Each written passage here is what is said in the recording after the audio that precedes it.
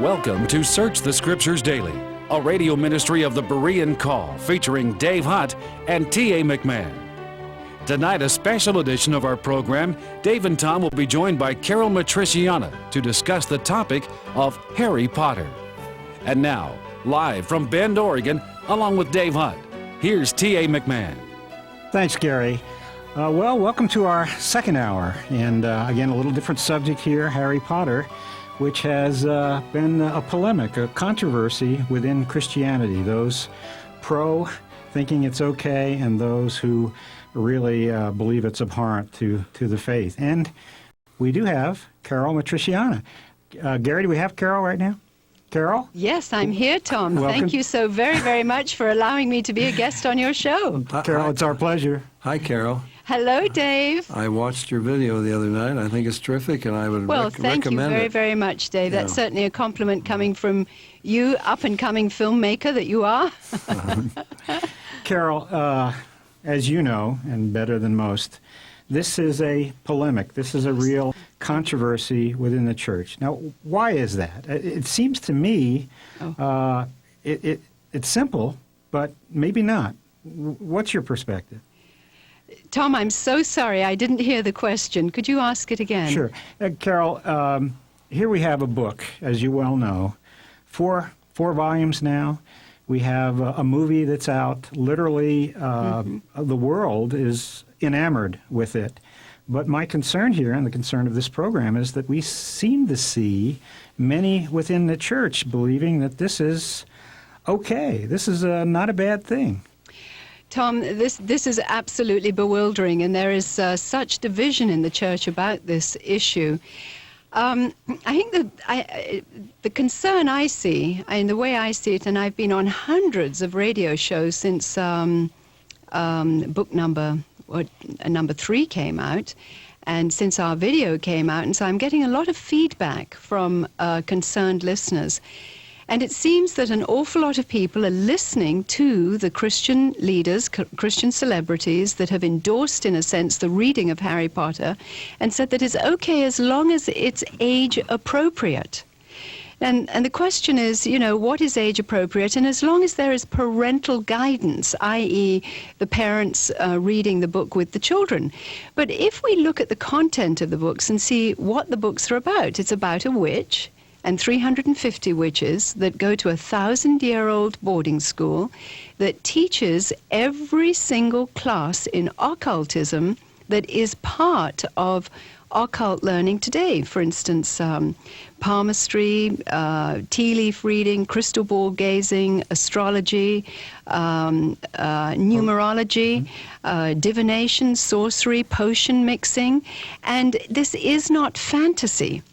Although J.K. Rowling, the author, the English author, has been, these books have been given credit as being fantasy books, the actual religious indoctrination, the teaching that is, the parts of the book that are based on supernatural teachings come from actual religious bases. Actually based in mythology, which is J.K. Rowling's major. She majored at Exeter University in England in mythology and says that she has drawn from the Greek religions, the Roman religions, paganism, Druidism, Satanism. She has said that a lot of her research comes from actual witchcraft and the dark arts. And we see all these reflected in her writings. So while Harry Potter may be fictional, while the Hogwarts School of Witchcraft and Wizardry may be fictional, the fact is that the lessons that the occult teachers teach are based in actual religious teaching. Couched in humor, very, very funny. Latin words come out. She's very quick with her wit. She's quick with clever words and analogies. But basically, she draws from the creatures of mythology, the half animals, the half humans. And so, you know, this is the danger. Caryl, and just let me interrupt. I just went through the first book and just recently saw the film. These are, this isn't shabby stuff. This is fairly good literature, interesting stories, and on the screen, it's a bit overwhelming. It is. I was amazed. I mean, it's absolutely blatant in its occult teaching. And in fact, Warner Brothers said of the movie, and remember that the first movie that's just come out was based on book number 1. And of course, there are another 6 to come. And this was the Philosopher's Stone or the Sorcerer's Stone. And Warner Brothers said of the movie that it is an accurate portrayal of witchcraft. So here we have Warner Brothers itself admitting it. And Chris Columbus, the director of the film, saying that they kept very, very close to the book. And J.K. Rowling was on the set advising on the situations of the occult and the coloring of the occult and what worked and what didn't work. And Chris Columbus, the director, said his eyes were just opened because she was a wealth of information. And I mean, look at the film, the very first instance, the way that the film opened with Merlin, this sort of Merlin-type Wizard. professor, wizard, Dumbledore, who is the headmaster of the school. He comes in with his wand, and the first thing that happens, interestingly enough, in the film, are the lights go off. Right. The 5 points, it's the circle, the pentagram, and the lights go off. I mean, the symbology of that we now go into the dark world, and the lights as we see them on the street of Privet Drive, the street where the Dursleys live, where Harry is going to be deposited for the next part of his life, were put into darkness. Caryl, I want to bring Dave in on this, but I would think that there wouldn't be an argument here. For example, 1 Samuel 15:23 says, "For rebellion is as the sin of witchcraft." Now, why would that be a problem for Christians with regard to being confused as to whether this is good or bad, Dave? Well, I think the controversy comes among those who say, well, but it's an entertaining story, and people know that it's fantasy, and it's not going to lead anyone into anything. On the contrary, I have read many quotes, and Caryl gives some in her video, of 7, 8, 10, 12-year-old children who have gotten into witchcraft because this book has inspired them. They want to emulate Harry Potter. They want to be able to have the powers that he has. There are many things that would concern a parent if their children got interested in this, because it's not like when I was a boy, when I read Flash Gordon, Buck Rogers, and this kind of stuff, or the Fables of Aesop the Slave, or we read the fantasies, the Grimm's Brothers fairy tales and so forth. We knew that those were fairy tales. We also knew that there were good guys and bad guys. From what little I know of Harry Potter, it seems like this is a force that anybody can have, and Harry is not, he doesn't always use this for good. He's not always the honest boy, the good boy, and so forth, but you are being given the idea, and children are being given the idea, that here is a power that apparently is within all of us. It's available for everyone. It's like the Star Wars Force. You can use the dark side or the light side of it. It doesn't matter, so it's amoral. It doesn't make any sense, of course. As we had a program that we were taping today, and I mentioned that we've often said, if everyone got the powers, if everyone could play the Star Wars Force, this would not bring peace. It would make it worse. We would just have a bunch of Obi-Wans and Darth Vaders zapping one another with psychic power. And if everyone could get Harry Potter's powers, what kind of a world would this be? And yet children are aspiring to this. Is that not true, Caryl? Oh, I think so, Dave. You've hit my concerns completely, because this has been so glamorized. And remember, that what concerns me, this is the first time that witchcraft has been presented to children in a children's world, in a children's format that children can understand, and the whole concept of witchcraft is now being glamorized and normalized to children. This used to be a religion that was practiced by adults, consenting adults, who would keep their children, in a sense, away, although the children may have grown up in the families of witches. children weren't involved. And there's a very important reason for that, because a lot of the ceremonies and rituals involved do concern themselves with sexual intimacy, and because this is a feminine cult, this is the worship of, a feminine cult worship religion per se, the religion of feminism, and there's just inappropriate underage rituals and ceremonies involved. And here we have now children being introduced to this religion, and the children that are being introduced to it are school age and younger. They're reading age. And remember, these books aren't just out there for parents to choose, in a sense, to read these, that the children, the parents that want to have their children reading it. These books are being promoted by Scholastic Inc., who are the publishers, the American publishers, who have been producing curriculum for the public schools for 80 years, for the last 80 years. They are the publishers that introduce these Harry Potter books in the hundreds into the school system, into the public libraries in America. Mm-hmm. Caryl, let me give our listeners an example of what we're talking about. Now, they probably haven't read the books, some, maybe many out there, and they may have not seen the film. But as I was watching the film, and I'm going to quote from the book because, as you said, Caryl, it's very close. Obviously, they couldn't put it all in because it was, I think it was a 3-hour film. But there was one scene with Professor Snape, and he was in charge of potions, and Harry's attending this class for the first time. Now, here's a quote from the professor about potions. Quote, "As there is little foolish wand-waving here, many of you will hardly believe this is magic. I don't expect you to really understand the beauty of the softly simmering cauldron with its shimmering fumes, the delicate power of liquids that creep through human veins, bewitching the mind, ensnaring the senses. I can teach you how to bottle fame, brew glory, even stopper death." Wow, that was a shocker for me. Again, Caryl, as you said, this is not for little kids. This isn't even for big kids. This is, as Dave said, this is power, and this is power to control others. Absolutely. And also remember that when somebody gets involved in the religion of witchcraft, they want to pursue the powers. They have made an adult decision, usually. By the time that they get to some of the classes that little 11 and 12-year-old children are being taught, because Harry was 11 when he first came to Hogwarts, and then each year he grows a year older. He's now at 14 years old.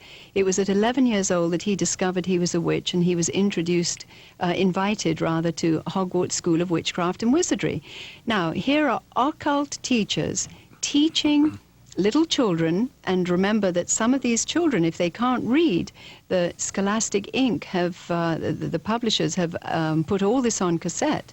So little children can now listen to these stories and are being initiated into extremely advanced classes in occultism.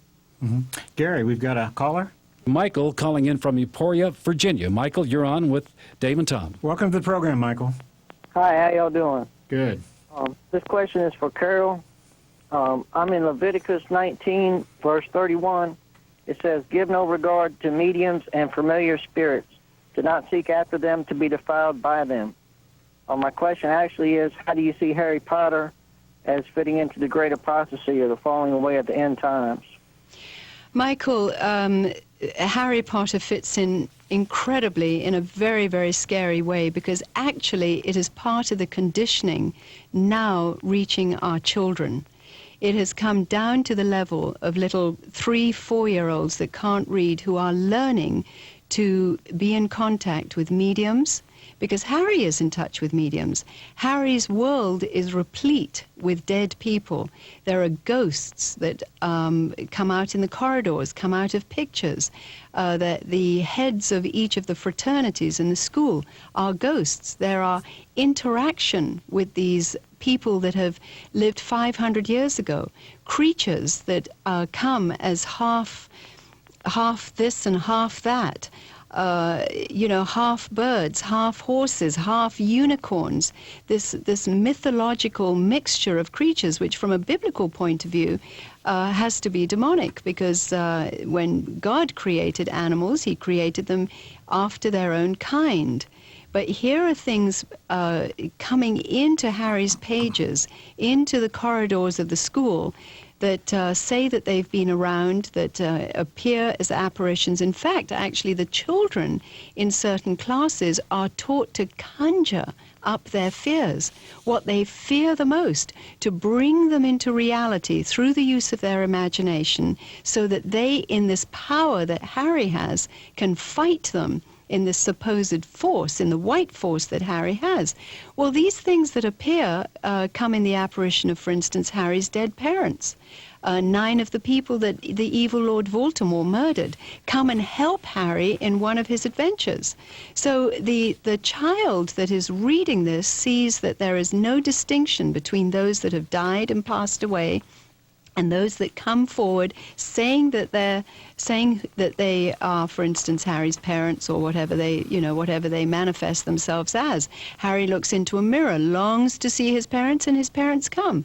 So here are all sorts of occult variations that we are told to stay away from in the Bible, because they are so cunning and they do promise power, and Harry does appear to be having more power from each book. From book 1, 2, 3, 4, he does get more powerful. Mm-hmm. By the time book 4 comes along, he's able to do incredible magic against the evil Lord Voldemort. They both have the same powers in their wands. So anyway, Michael, to answer your question, it's part of a conditioning process to children that they can interact with the supernatural world, that it can appear to them in apparitions that appear to be friendly or can be scary. Mm-hmm. Let me interject here for a moment. The imagination is one of the key words in the Bible. Imagination is actually the door into the occult. The witch doctor, the shaman, he goes in his imagination to the upper world or the lower world, into the future, into the past. This is how the shaman or the witch doctor, the medicine man, picks up his spirit guide. He uses visualization. He sees it in his mind. And then these entities become real. This is the same thing as Silva method now. This is how you build your laboratory and so forth. And Caryl, you would know, having been involved in some of these things in the past, that the imagination is the doorway into the occult. Mm-hmm. So now we have children whose imagination is being captivated by these pictures painted in the book, in the movie and so forth, by the prospect of developing powers like this, and they are, in fact, being led down the path into occult involvement. We did a video way back there, and I remember interviewing, in fact, some of these people I knew very well, who as children developed these occult powers. I remember one young lady who could lie in bed and turn the light out. She didn't have to get up in her bedroom to turn the light out, who began to imagine things. And a child's imagination is very active, and we're not saying that a child shouldn't have an imagination, but the imagination is really excited in this series of Harry Potter and in the movie to lead the child into a world of the occult. Now, what is the world of the occult? It is a denial of God. It's like Star Wars. There is no true God. You've got this force out there. So they're being taught that there is some power, that there are miracles and so forth, not the God of the Bible, not through our submission to his will, not through Jesus Christ, I'm thinking of, I remember a Sunday school class, and you could give many illustrations like this. And here is, in a little boy's Sunday school class, the teacher says, well, if you're afraid of the dark or whatever, where do you turn? One little boy raises his hand and says, to He-Man. And a little girl says, to She-Ra, Princess of Power, And these kids are really being led to believe this sort of thing. They're being taken away from Jesus Christ. I think it's very, very dangerous. Gary. Question for Dave, Tom, or Caryl, or any of the above. How does this motion picture compare or contrast to or with Tolkien's Lord of the Rings? Tom, question is yours. Caryl, are you familiar with Tolkien and The Hobbit and the trilogy? No, I read them ages and ages ago, and I wouldn't like to get too involved in the answer. However, I would say that the difference, I feel, with reservation, is that C.S. Lewis and Tolkien, of course, based their stories on somewhat of a biblical worldview. I mean, at least, even though, of course, C.S. Lewis came from an occult background, and there's some fusion and gray areas there. The fact is that there was a worldview that certainly in C.S. Lewis, he said he saw the witches as bad. He saw that the witches had power to seduce, and when Edward was seduced by the witches' power, he saw it as an issue not to continue with. The difference with Harry Potter's world, of course, is that it is a world of witchcraft. Hogwarts School of Witchcraft and Wizardry is where these 350 children come to learn about wizardry. It's a 1,000-year-old school that taught Harry's parents before Harry on about witchcraft. And witchcraft is seen as good, with good powers. Harry is championing, supposedly, the good. He is supposedly pursuing integrity and good character. Well, we know that Harry cheats and lies and steals, and so do his teachers, who encourage Harry to cheat. So the adults in the books are doing exactly the same things. In fact, when Harry practices wizardry and he knows he's an underage wizard and knows he shouldn't have done what he did, he cursed his aunt and blew her up, or that he shouldn't have been practicing out of school during the school holidays and did it when he went back to school and thought he was going to be expelled. Indeed, he wasn't. And the whole thing was glossed over, and they said, well, Harry, that's not even an issue. There's something far worse taking place, and, we're going to keep our eyes focused on something else. So there is the confusion, and while a lot of Christian people say that Harry represents good and fights for good and is a character that pursues good, he is a witch. Right. And we know that Satan comes as an angel of light. We know that there's a shade of Satan that is light, just as much as there's a very, very dark side of him. That's the way that he comes in and seduces. And think of the very first seduction of Satan's. He was able to seduce somebody who was made perfect. Eve was perfect. She had no sin.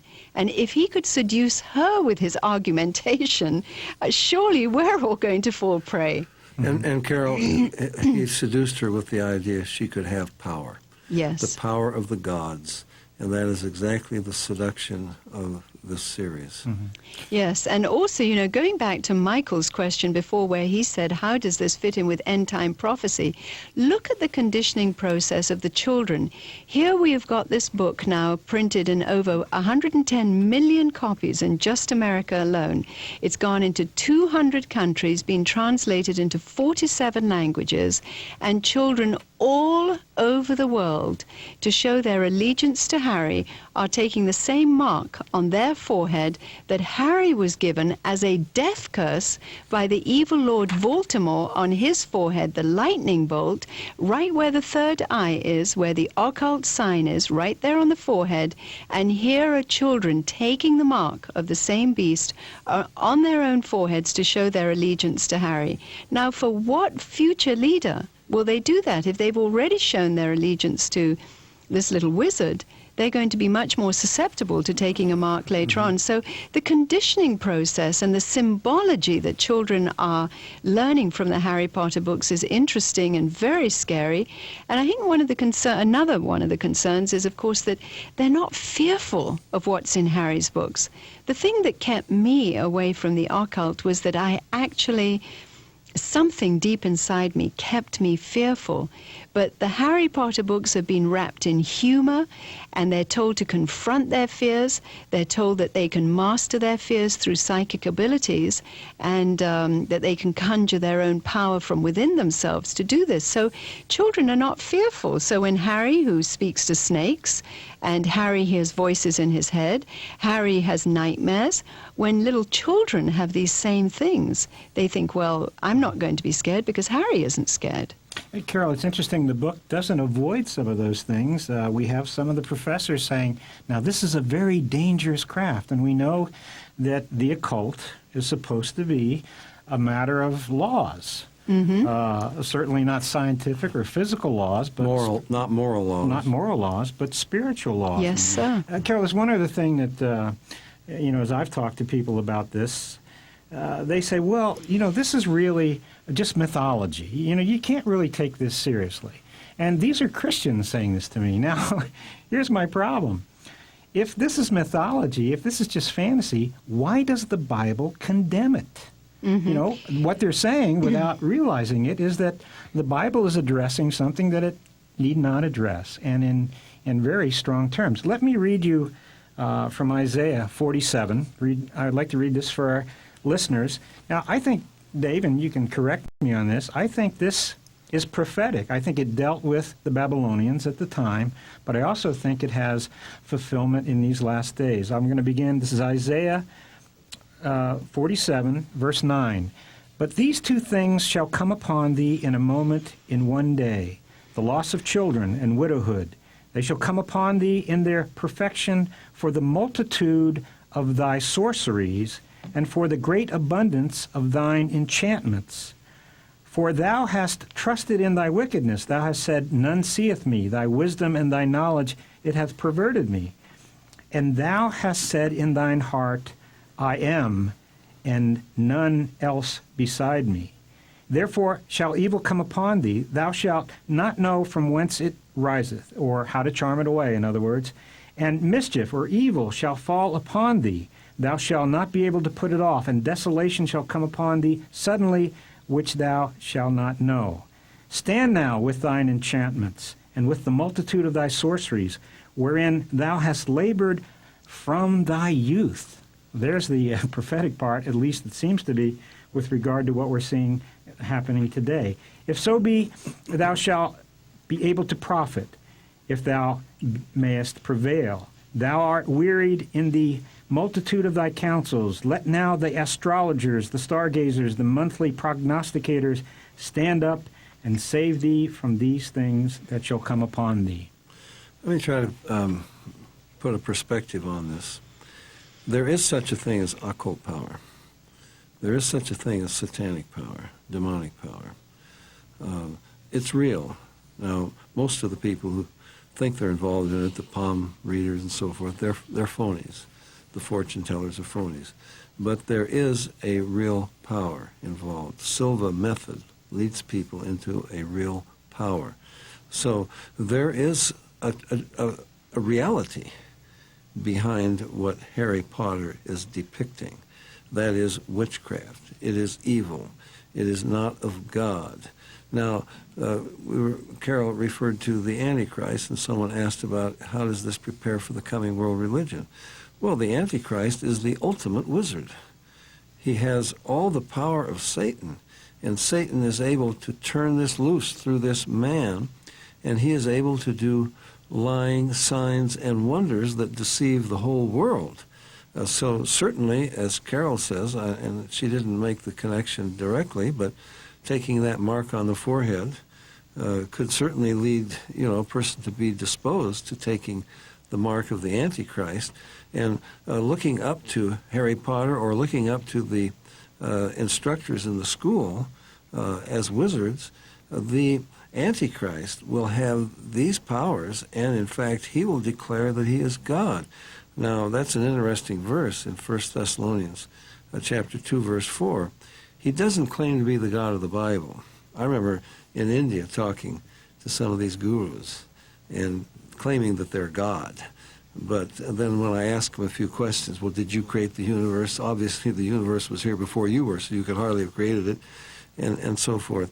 No, they don't mean the God of the Bible. And to become a bodhisattva, for example, as the Dalai Lama would lead you into being a little god, or Maharishi Mahesh Yogi would lead you into being a little god. These little gods are in rebellion against the one true God.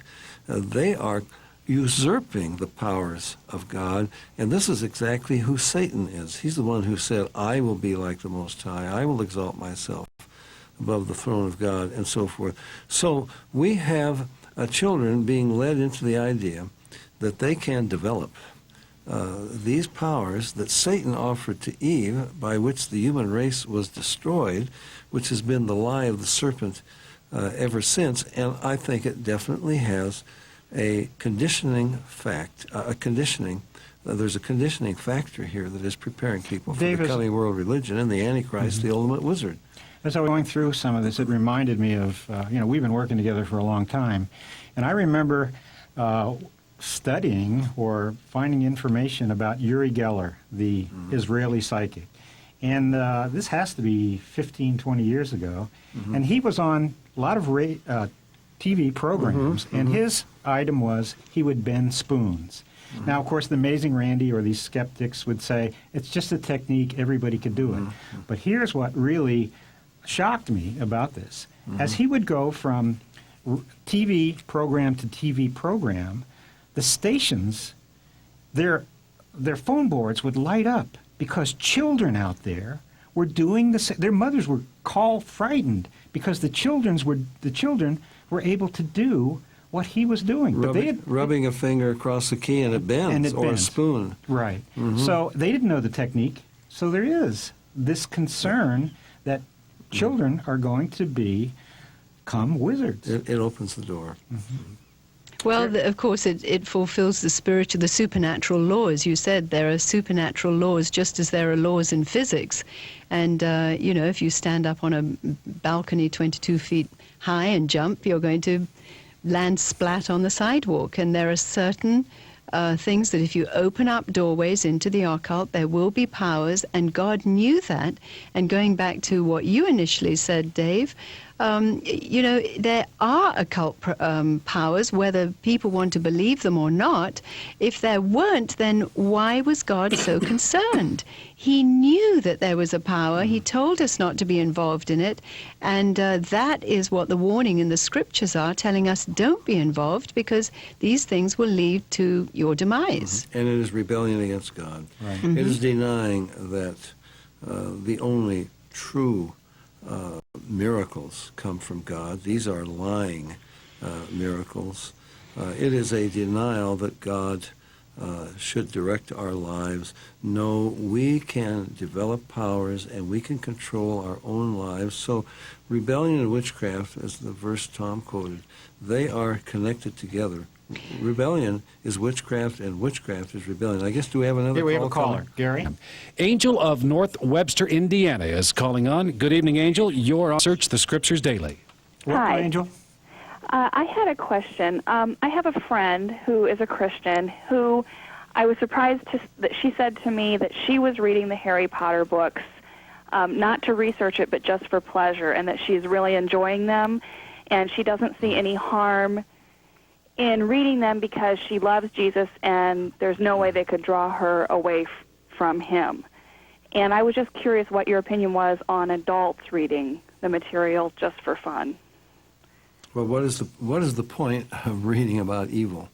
What is the point of reading a book that glamorizes witchcraft and wizardry?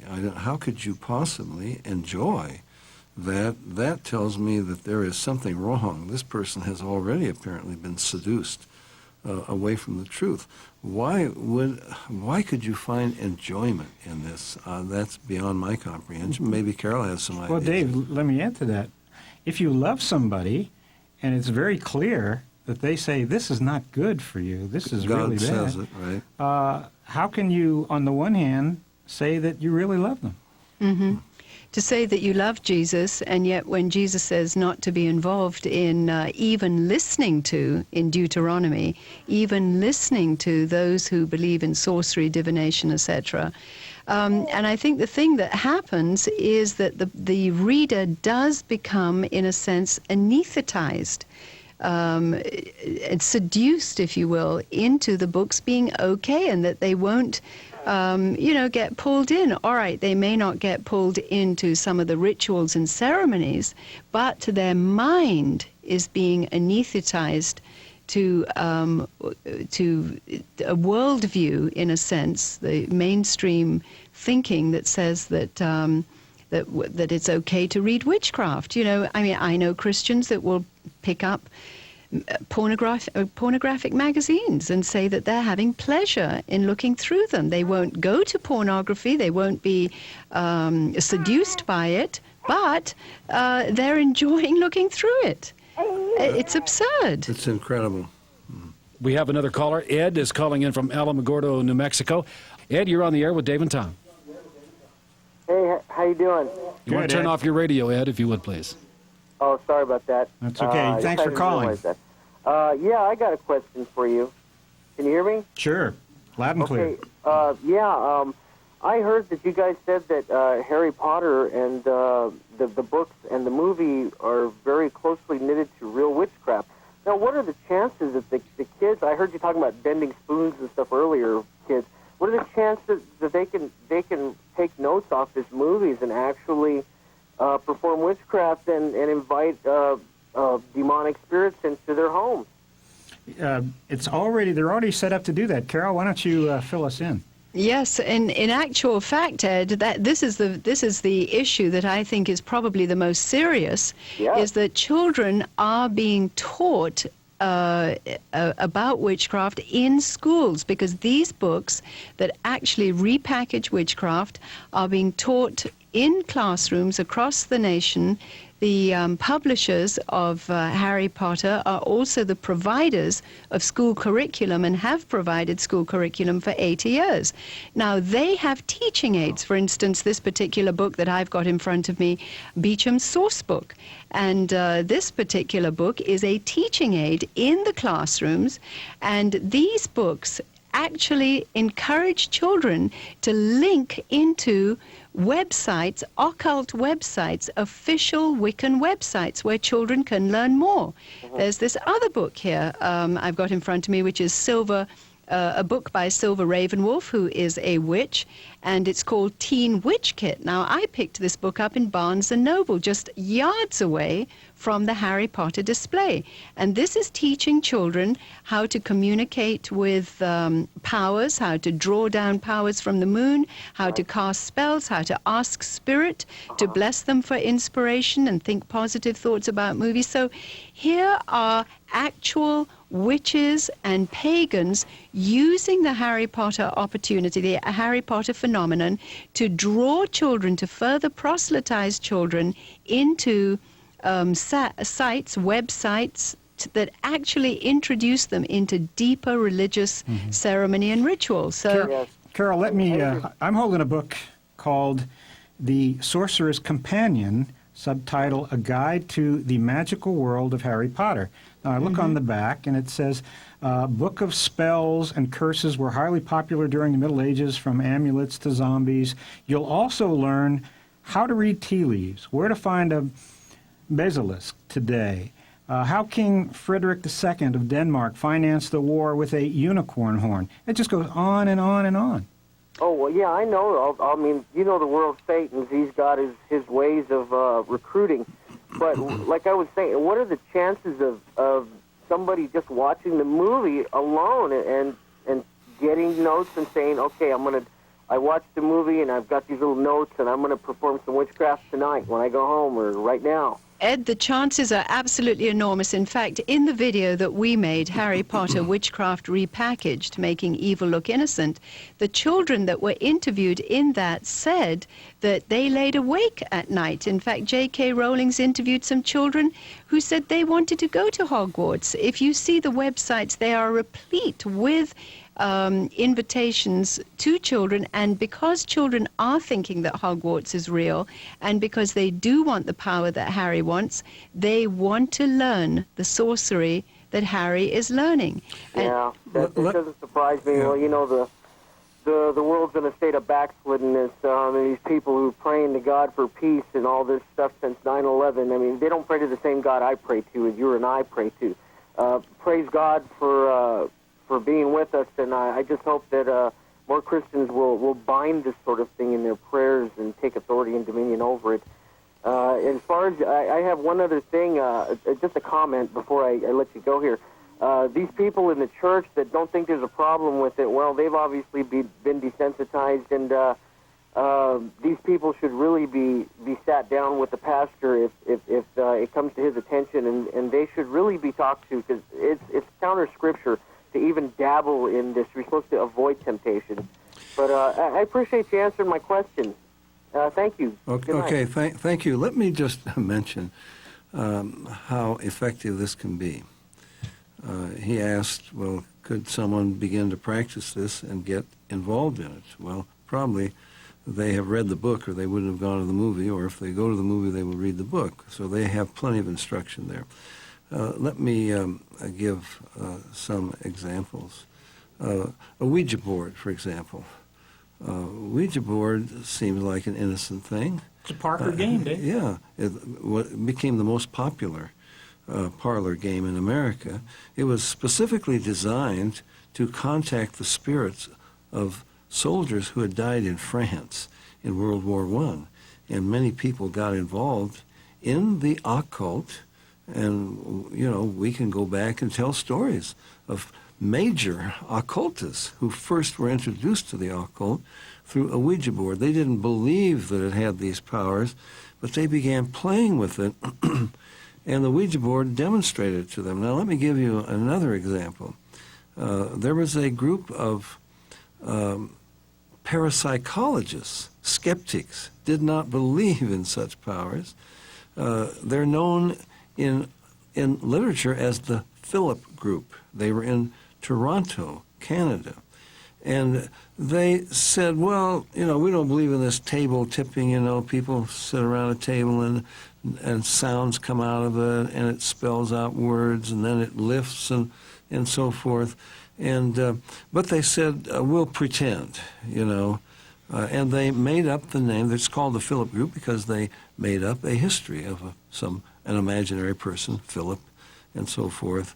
And they sat around. I mean, they were very sincere. They're experimenting. This is an experiment now, and they're trying to debunk it, prove that it doesn't really work.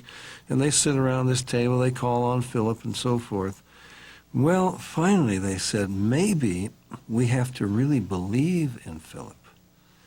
And when they started to really believe that there was such a person as Philip, well, you know the story, Tom, Philip began to manifest himself, corrected them on their history, told how he had committed suicide in a love affair off the parapet of a castle in Scotland, I think it was. And then, and they have this on video, that table levitated, and they had to run to keep up with it. Now, all I'm saying is, when a little child begins to believe that there are such powers and follows the directions in Harry Potter books and in the movie and so forth, they can be led right down the path into the world of the occult. And to take it one step further, Dave, they want to be led. They've already been seduced. They've already read the books. Now they're at the movie. They're lying awake at night. They want to go to Hogwarts. And so they want that power. In this Teen Witch Kit book that I've got here, when we earlier were talking about imagination, they are teaching teenagers how to create divinity within themselves. And this book is just such an amazing little booklet, just 100 pages, but it's telling the child how they concentrate and use their imagination, and that they make a circle, that the circle begins in their mind, and that this personal space is dedicated to divinity. And the book goes on how to invite this divinity in. But they say something very interesting. Remember, it says that kids take to magic a lot faster than most adults because their imaginations are less diluted by social conformity. And this whole book continues telling the teenager how they can get involved in magic. And here's another quote, that magic travels the path of least resistance. If there are obstacles, the energy will move off in a different direction that you may not have anticipated. So here are children being taught in this book how to become possessed, and it isn't a fearful thing. And it's the same with Harry Potter. Invite this power in. Little Hermione tells Harry Potter, you must concentrate, Harry, you must concentrate, and then you can have the power you want. And of course we see that Harry's powers get stronger and stronger because he does focus in. And so little children are learning these things as Harry learns them, so they're learning them. Yeah, you know, the other aspect of this is someone would say, well, how much do you have to get involved before this becomes really dangerous? Well, it's a matter of the will. Dave, as you know, what was it, 5 or 6 months ago, we did a story on our radio program about a jail in Orange County.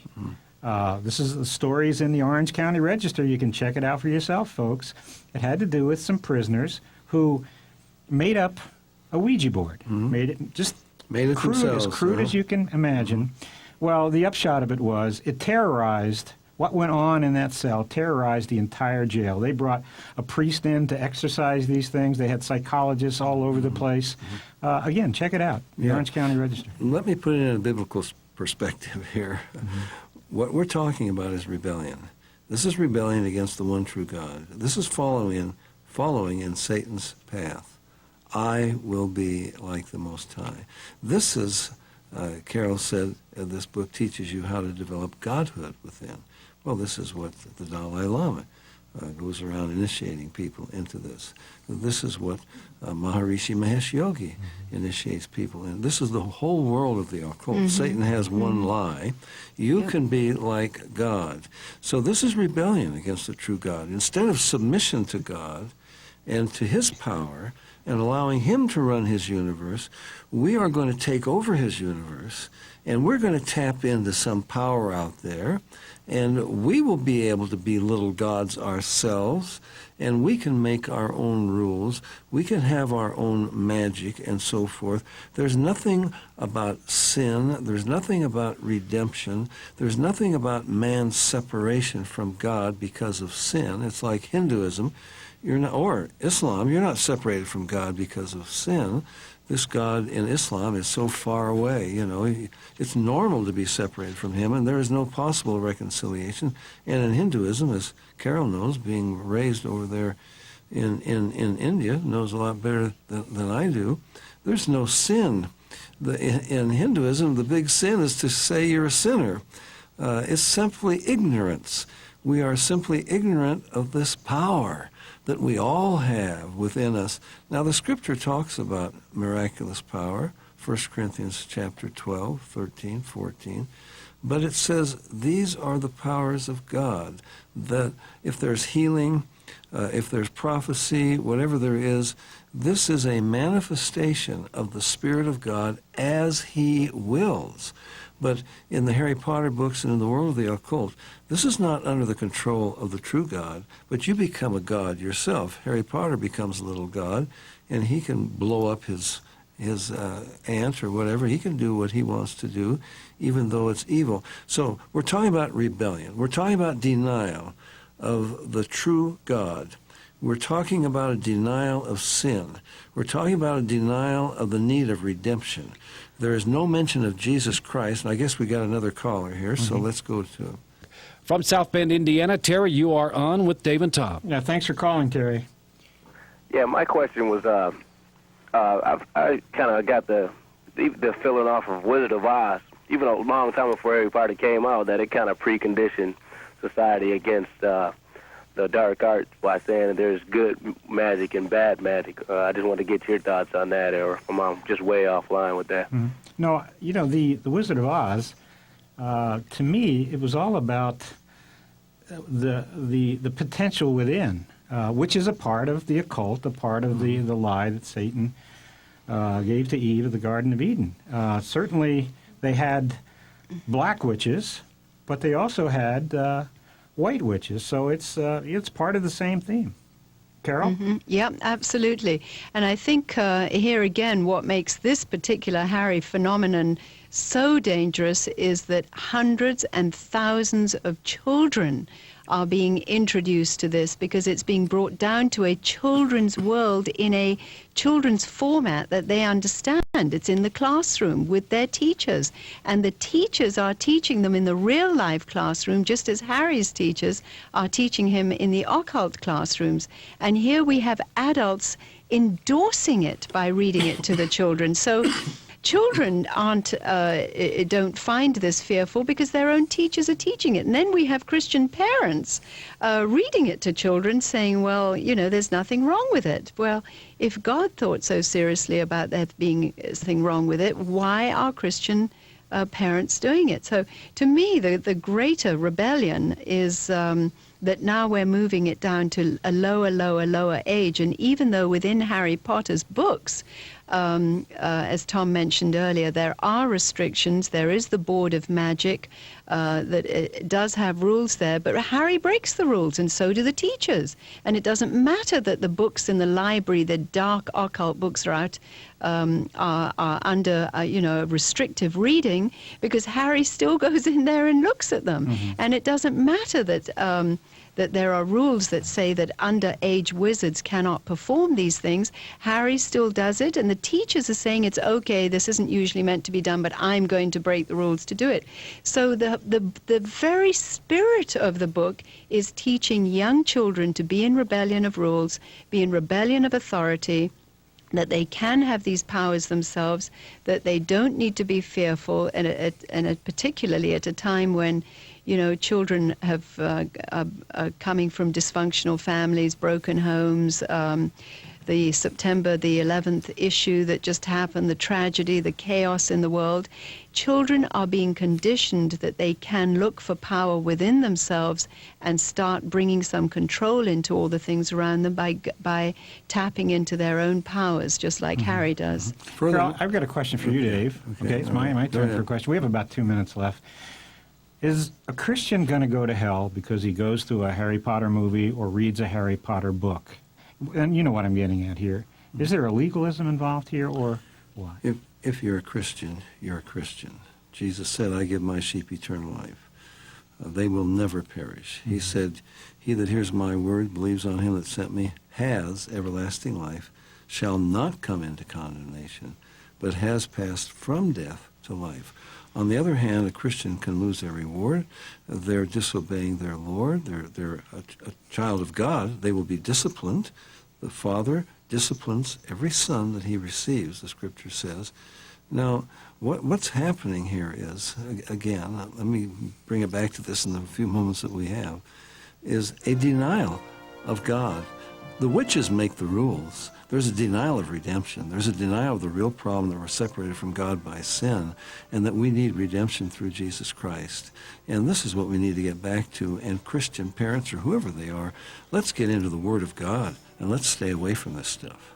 You've been listening to a special live broadcast of Search the Scriptures Daily with Dave Hutt and T.A. McMahon.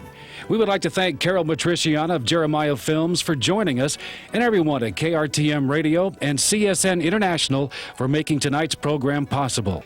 I'm Gary Carmichael, and for Dave, Tom, and everyone here at the Berean Call, I would like to thank all of tonight's participants and all of you for tuning in, and invite you to join us again next time. Until then, if you desire to know God's truth, search the Scriptures daily.